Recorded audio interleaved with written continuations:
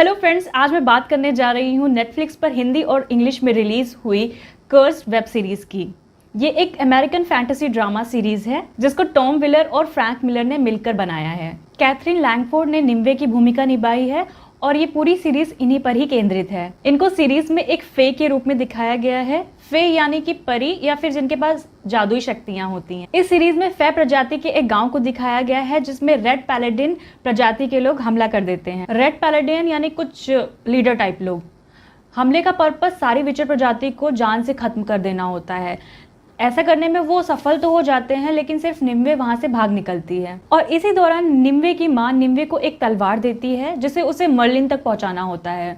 तलवार को मर्लिन तक पहुंचाना निम्वे का मिशन होता है और मां द्वारा दी गई एक रिस्पॉन्सिबिलिटी होती है। इस मिशन के दौरान निम्वे को बहुत सारी कठिनाइयों का जोखिम भरा सामना भी करना पड़ता है। निम्वे बचपन से लेकर जवानी तक इसी मिशन के संघर्ष में जूझती रहती है। इस मिशन के दौरान चर्च को मानने वाले प्रीस्ट ग्रुप, राजाओं के ग्रुप और एक अनजान शक्ति इस तलवार को किसी भी तरह पाना चाहती है और इसी कहानी से जुड़कर सीरीज धीरे धीरे आगे बढ़ती है। निम्वे कैसे पहुंचती है मर्लिन के पास, तलवार से जुड़े हैं कैसे राज, क्यों पाना चाहते हैं सभी ये तलवार, निम्वे को क्यों मिली है ये जिम्मेदारी और मर्लिन तक ही क्यों पहुंचानी है ये तलवार, ये सभी आपको देखने को मिलेगा इस सीरीज के शुरुआती 3 एपिसोड में आपको एक गंदा सा कैरेक्टर देखने को मिलेगा, लेकिन आगे के चौथे एपिसोड में आपको पता चलेगा कि इसका मेन पर्पस इस सीरीज में क्या है। और जब आप इसको स्टार्ट में देखेंगे तो आपको लगेगा कि ये किस तरह का कैरेक्टर है और क्यों है। इस कैरेक्टर का नाम अर्थर है। जब आप इसको स्टार्टिंग में देखेंगे तो आपको लगेगा ये किस तरह का कैरेक्टर है और क्यों है। निम्वे के मकसद को पूरा करने में अर्थर उसका साथ देता है।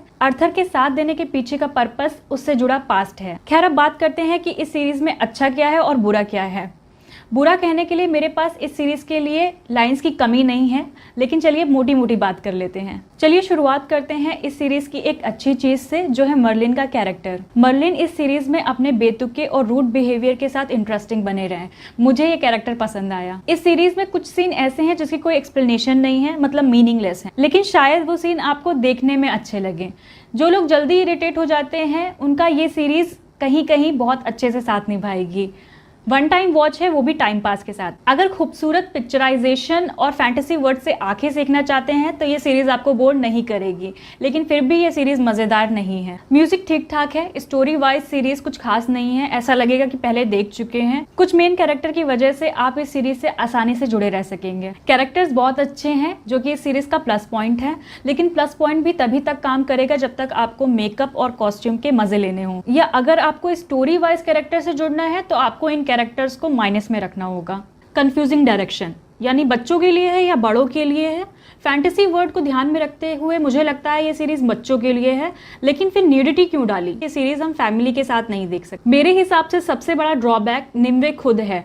उसका कैरेक्टर तो अच्छा है, लेकिन वो शायद अपने कैरेक्टर में एडजस्ट नहीं हो पाई है। सीरीज लेंदी है, एक्शन फेक है, ट्विस्ट है, टर्न्स हैं। सस्पेंस के नाम पे सीरीज का एंड मिस्टीरियस तरीके से कर दिया गया है। स्लो सीरीज है, इसलिए शायद आप इसको 1 या 2 दिन में देखना पसंद नहीं करेंगे।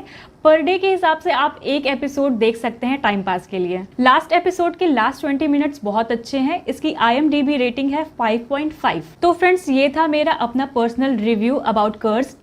अगर आपको ये वीडियो अच्छी लगी हो तो प्लीज़ लाइक करिए, सब्सक्राइब करिए और शेयर करिए।